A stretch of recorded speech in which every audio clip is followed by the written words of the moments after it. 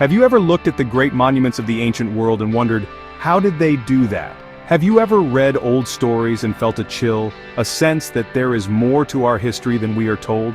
Across the pages of one of humanity's oldest books, the Bible, there are whispers of a forgotten race. They were not ordinary men, they were giants, beings of immense size and strength, who walked the earth in a time before our own. These figures, known as the Nephilim, are more than just characters in a Sunday school story. They represent a deep and fascinating mystery that challenges our understanding of the distant past. Their tale is a shadow that stretches from the dawn of creation to the battles for a promised land, a story of power, corruption, and an ultimate, hidden secret. The story of the Nephilim is not a simple one. It is woven into the very fabric of the early biblical narrative, appearing at a pivotal moment just before the world is forever changed by a great flood. They are described as mighty men which were of old, men of renown, suggesting they were famous or perhaps infamous in their time. Their presence on earth is linked to a period of great wickedness, a time when the world had strayed so far from its intended path that a divine reset was deemed necessary. Unraveling their story requires us to look at strange verses, ask difficult questions, and explore the boundaries between history, myth, and faith. Who were these beings and where did they truly come from? For many, the idea of giants roaming the earth sounds like something from a fairy tale or a Hollywood movie. Yet the biblical text presents them as a historical reality, a factor in the unfolding drama of humanity. Their story is not confined to a single verse but reappears after the Great Flood, posing a new set of challenges for the descendants of Noah. Tribes of giants are said to have inhabited the very lands that the Israelites were destined to claim, turning a journey of faith into a series of terrifying encounters. These were not just tall people, they were a lineage so formidable that they made seasoned warriors feel like grasshoppers in comparison. It is a narrative that forces us to consider that our world may have once held beings far beyond our own scale. As we embark on this journey to unveil the secrets of the Nephilim, we will explore their origins, their impact on the pre-flood world, and their surprising re-emergence in a new era. We will meet famous giants like the imposing Og, king of Bashan, and the legendary champion Goliath. We will also investigate how these towering figures eventually vanished from the historical record, leaving behind only legends and questions. This exploration is not just about understanding ancient texts. It is about peering into the shadows of our collective past and considering the possibility that our world was once home to giants. Their story is a powerful reminder that there are still mysteries buried deep within the earth and within the pages of history, waiting to be uncovered. To understand the giants, we must begin with their name, Nephilim. The word itself is ancient and carries a weight of meaning that sets the stage for their dramatic story. It first appears in the book of Genesis, chapter 6, verse 4, a passage that has puzzled scholars and theologians for centuries. The verse states, "There were Nephilim in the earth in those days, and also after that." The term Nephilim comes from the Hebrew root word naphal, which means to fall. This has led to the common translation of Nephilim as the fallen ones. This name immediately raises questions. Who fell, and from where? It suggests a celestial or divine origin, a descent from a higher place to the earthly realm, hinting at a story far more complex than a simple tale of oversized humans. The biblical passage that introduces the Nephilim is quite specific, though its meaning is debated. Genesis 6 verse 4 provides a formula for their existence. When the sons of God came in unto the daughters of men, and they bare children to them, the same became mighty men which were of old, men of renown. This verse acts as the cornerstone for the entire Nephilim narrative. It establishes a direct link between a group called the Sons of God and ordinary human women, the daughters of men. The offspring of this unlikely union were the Nephilim. They were a hybrid race, a unique lineage that was part divine, or at least superhuman, and part mortal. Their existence represents a blurring of the lines between heaven and earth, a cosmic transgression that would have profound consequences for the world. The identity of the sons of God is central to the mystery. One of the most ancient and widely held interpretations is that they were fallen angels. According to this view, a group of angelic beings created to serve a divine purpose defied their creator. They abandoned their heavenly home, drawn by the beauty of human women, and entered into forbidden relationships. This interpretation suggests that the Nephilim were the product of a supernatural rebellion, a physical manifestation of a spiritual fall from grace. They were not just giants in stature but also in their symbolic weight, representing a corruption of the natural order and a distortion of the created world. Their very being was a testament to a profound act of disobedience against divine law. Another interpretation suggests the sons of God were not angels, but were instead from the righteous lineage of Seth, the third son of Adam and Eve. In this view, the daughters of men were from the corrupt lineage of Cain, Adam's first son who committed the first murder. The union, then, was not between angels and humans, but between two distinct lines of humanity, one that followed God and one that did not. The Nephilim in this context were the offspring of this unholy alliance, their great power and renown stemming from a spiritual compromise that led the world deeper into sin. While this view avoids the supernatural element of angelic beings, both interpretations agree on a crucial point. The emergence of the Nephilim was a sign of a world spiraling into chaos and moral decay. The story of the Nephilim is fundamentally a story about a forbidden union, a crossing of boundaries that were never meant to be crossed. The phrase sons of God, Bnei Elohim in Hebrew, appears in other parts of the Old Testament, often referring to angelic or heavenly beings who serve in the divine council. When Genesis 6 describes these beings seeing the daughters of men, it portrays a moment of cosmic temptation. They saw that human women were beautiful, and their desire led them to abandon their designated roles. They took them wives of all which they chose, an act that signifies a willful and selfish choice to interfere with humanity in a way that was never intended. This was not a partnership of equals. It was a transgression initiated by powerful non-human entities. This union between the celestial and the terrestrial produced a new kind of being, the Nephilim. As the offspring of fallen angels and human women, they would have possessed a unique combination of traits.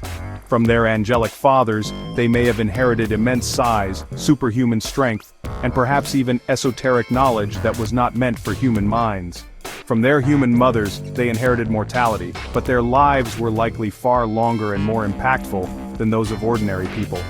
The text calls them mighty men, which were of old, men of renown, suggesting they became warlords, kings, and heroes of ancient legends. Their fame was born from their power, and their power was born from a forbidden source, forever marking them as a corruption of the natural order. The birth of the Nephilim represented a profound violation of the divine plan for creation. God had established a clear order in the world, with distinct realms for the heavenly and the earthly. The actions of the sons of God shattered this order, blurring the lines and introducing a chaotic, hybrid element into the human gene pool. This was more than just a physical mingling, it was a spiritual contamination. The knowledge and power that the fallen angels may have passed on to their children could have been the source of the widespread wickedness that came to define that era. The Nephilim were not just a consequence of sin, they became catalysts for it, spreading violence, pride, and defiance across the face of the earth. The non-canonical Book of Enoch, an ancient Jewish text that was popular in the centuries before Christ, expands on this story in great detail. It names the leader of the fallen angels as Samyaza, and describes how he and his followers swore an oath to carry out their plan. According to Enoch, these angels taught humanity forbidden arts, weapon-making, sorcery, astrology, and deception. Their Nephilim children were said to be ravenous giants who consumed all of humanity's resources and eventually turned on humans themselves and even on each other. While the Book of Enoch is not part of the biblical canon, it provides a powerful glimpse into how ancient people understood the Genesis 6 narrative, painting a vivid picture of a world undone by a forbidden celestial affair. The arrival of the Nephilim on Earth coincided with a dark chapter in human history. The Bible describes the period just before the Great Flood as a time of escalating chaos and moral collapse. Genesis 6 verse 5 paints a grim picture. And God saw that the wickedness of man was great in the earth, and that every imagination of the thoughts of his heart was only evil continually. The presence of the Nephilim is directly linked to this state of affairs. As beings of immense power and corrupt origin, they likely ruled through tyranny and violence. Their very existence was a symbol of defiance against the Creator, and their actions amplified the lawlessness that was already spreading among humanity. They were not just participants in the world's corruption, they were its champions. Imagine a world dominated by these powerful hybrids. With their superhuman strength and size, They would have been unstoppable warriors and oppressive rulers. Ordinary humans would have been utterly powerless against them. The Nephilim could have seized land, resources, and power at will, establishing kingdoms built on fear and brutality. The phrase "men of renown" might not have been a compliment but an acknowledgement of their terrifying fame. They were the tyrants and warlords of ancient myth, whose legends were born from the suffering of others. The evil that filled the earth was not just a matter of individual human sin, it was systemic, institutionalized by a ruling class of giants who knew no master but their own desires. The spiritual implications of the Nephilim's presence were even more dire. Their existence was a perversion of God's creation, a contamination of the human bloodline. Some interpretations suggest that this was a deliberate strategy by fallen spiritual forces to corrupt humanity so completely that it would be impossible for a promised Redeemer to be born. By mingling angelic and human natures, they sought to destroy the very essence of what it meant to be human, thwarting the divine plan of salvation from the very beginning. The moral decay was a symptom of a deeper spiritual war being waged on earth, with the Nephilim as the frontline soldiers of chaos. The world was not just sinful, it was becoming irretrievably lost. It is for this reason that the story of the Nephilim is immediately followed by God's decision to cleanse the world with a flood. Genesis 6 verses 6 and 7 state that it repented the Lord that he had made man on the earth, and it grieved him at his heart. The great flood was not an act of arbitrary anger but a sorrowful act of divine surgery. It was necessary to wipe the slate clean, to remove the corruption that had taken root so deeply in the world. The flood was designed to destroy all life on the land, including the Nephilim and the wicked humanity that had embraced their ways. Only Noah, a man described as just and perfect in his generations, perhaps meaning his lineage was untainted, was chosen to survive and begin the world anew. The age of the first giants had to end for humanity to have a future. One of the most perplexing parts of the Nephilim story is actually their reappearance after the Great Flood. The flood, as we know, was meant to be a total reset, wiping out all land-dwelling life that was not aboard Noah's Ark.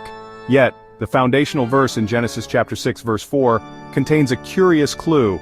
There were Nephilim in the earth in those days, and also after that. This phrase, well, it explicitly states that giants existed both before and after the flood. Hundreds of years later, when the Israelites sent 12 spies into the promised land of Canaan, their report was, honestly, filled with terror. They described seeing giants, stating in Numbers chapter 13 verse 33, "And there we saw the giants, the sons of Anak which come of the giants. And we were in our own sight as grasshoppers, and so we were in their sight." The question of how these giants survived or, re-emerged has been a source of intense debate. One theory suggests that the genetic trait that produced giants somehow passed through the flood, maybe through one of Noah's sons or their wives.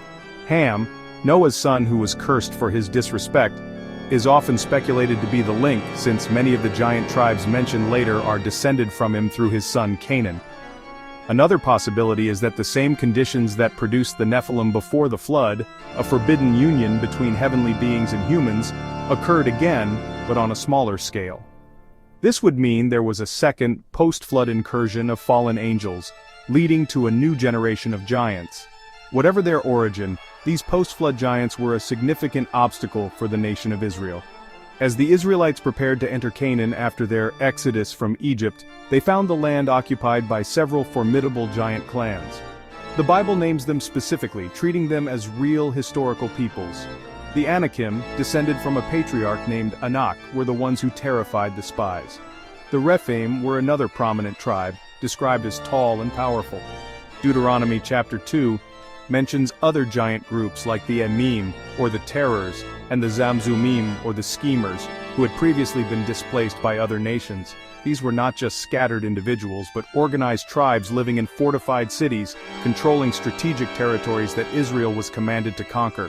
The existence of these giant tribes turned the conquest of Canaan into more than just a military campaign.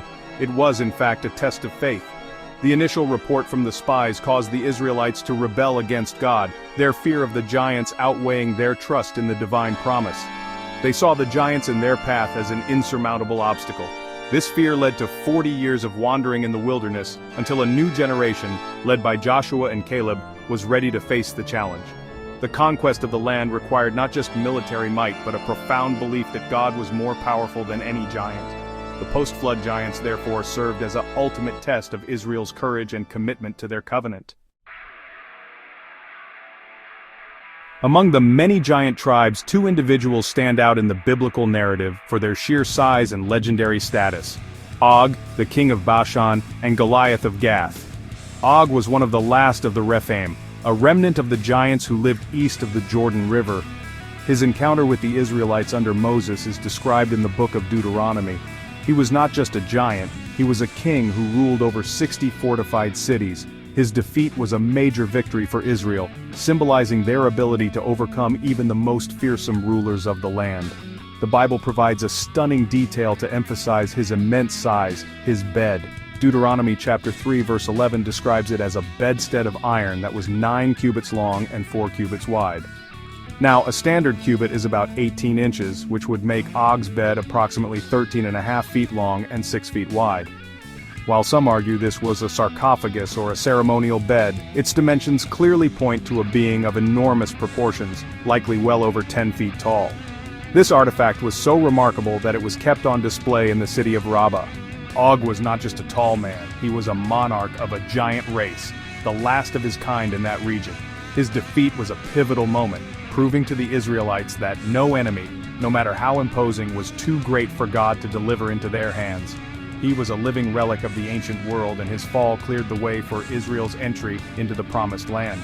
Centuries later, another giant emerged to challenge Israel, Goliath of Gath.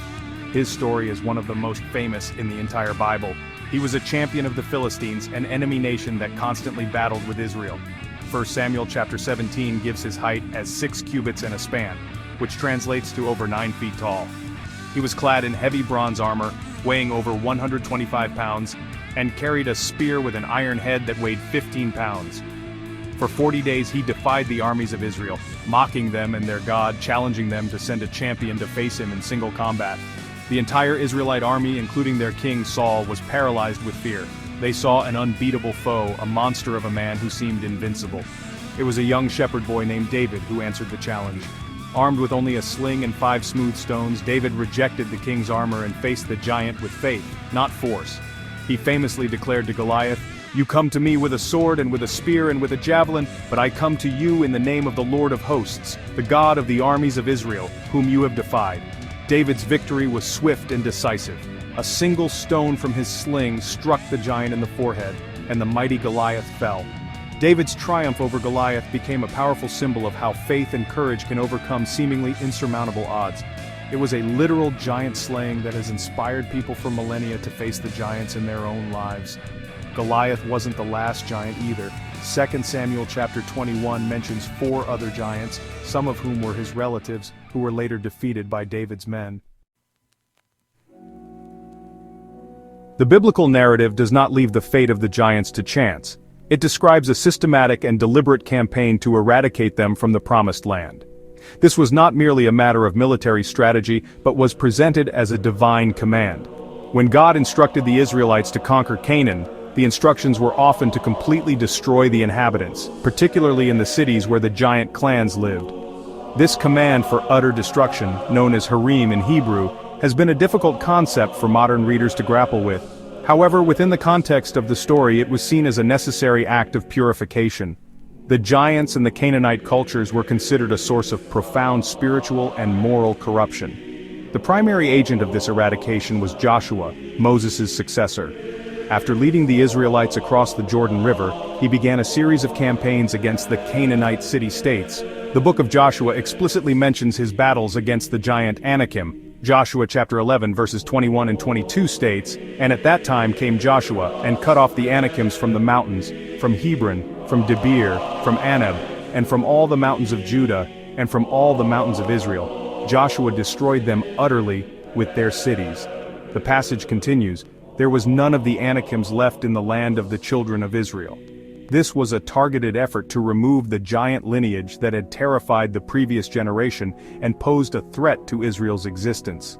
The text does note, however, that a small remnant of the Anakim survived in a few Philistine coastal cities, Gaza, Gath, and Ashdod. This detail is crucial, as it explains the later appearance of Goliath, who came from the city of Gath. The fight against the giants was not finished in a single generation. It continued into the time of King David centuries later. The accounts in 2 Samuel chapter 21 and 1 Chronicles chapter 20 describe David's elite warriors, known as his mighty men, hunting down the remaining giants. These passages read like the final chapter in a long war, where the last descendants of this formidable race were defeated one by one in dramatic personal combat, securing the land for Israel once and for all.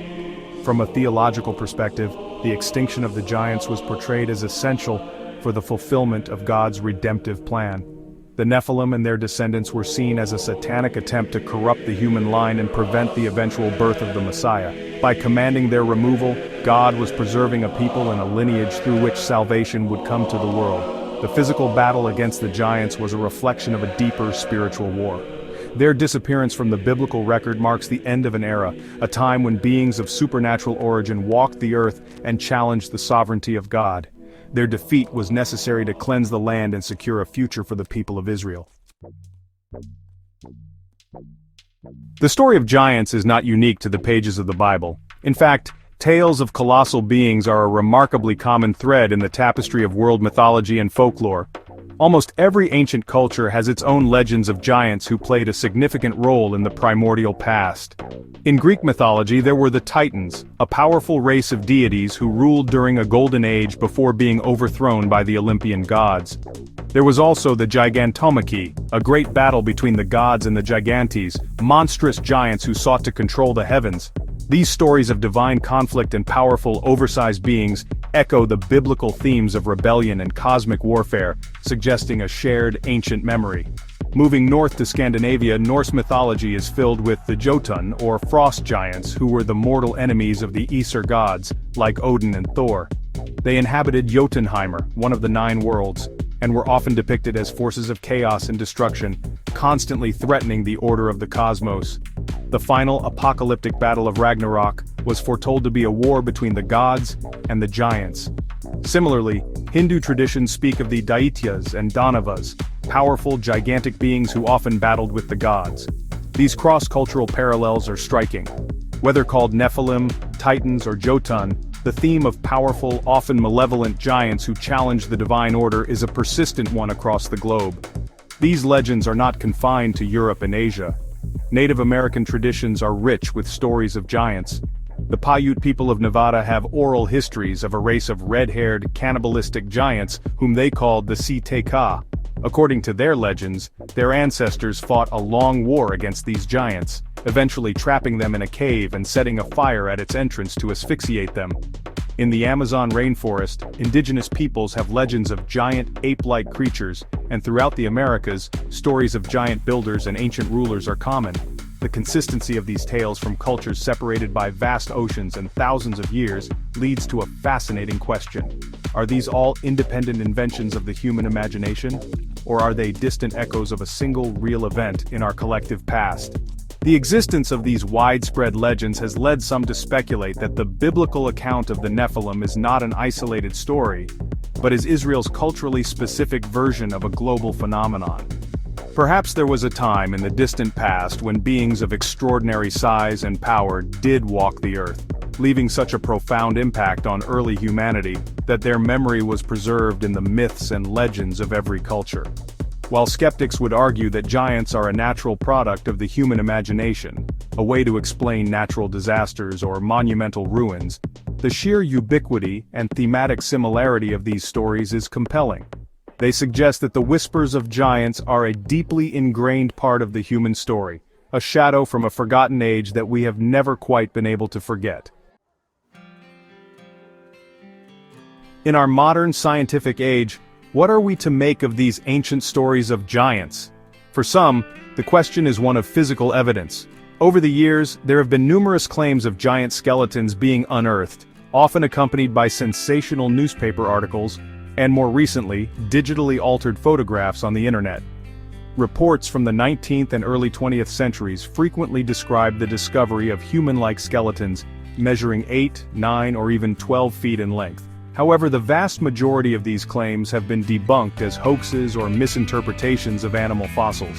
Mainstream archaeology and paleontology have not found any conclusive physical proof of a race of giant humans. The lack of hard evidence means that, for now, the Nephilim remain in the realm of faith and legend, not established science. Beyond the search for physical bones, the story of the giants has taken on new life in contemporary theological and speculative thought. Some modern interpretations of biblical prophecy see the story of the Nephilim as a pattern for events in the end times. They point to the verse in Matthew chapter 24 verse 37 where Jesus says, "As it was in the days of Noah, so it will be at the coming of the Son of Man." If the days of Noah were characterized by the presence of Nephilim and the unholy mingling of divine and human, some speculate that a similar phenomenon could occur in the future. Discussions about genetic manipulation, transhumanism, and artificial intelligence are sometimes viewed through this ancient lens, seen as modern attempts to blur the lines of creation and redefine what it means to be human. However, the most enduring legacy of the giants may be their symbolic power. The story of David and Goliath in particular has transcended its original context to become a universal metaphor for overcoming impossible challenges. We all face giants in our lives, whether they are fear, addiction, doubt, injustice, or a seemingly insurmountable obstacle. The giants represent the forces that loom over us, that make us feel small and powerless like grasshoppers in our own sight. The story teaches that these giants can be defeated, not through our own strength but through courage, faith, and a willingness to face what seems impossible. The giant is the problem, the faith-filled hero is the solution. Ultimately, the tale of the Nephilim serves as a powerful and multifaceted narrative. It can be read as a literal account of a lost chapter of history, a warning about forbidden frontiers, or a symbolic story about the eternal struggle between good and evil, order and chaos. It reminds us that the world is filled with mystery, and that ancient texts can still speak to our modern concerns. Whether the Nephilim were flesh and blood giants, mythological figures, or a metaphor for overwhelming corruption, their story endures. It challenges us to look at our world and our own lives, to identify the giants we face and to find the courage to stand against them, armed with the belief that even the mightiest can fall.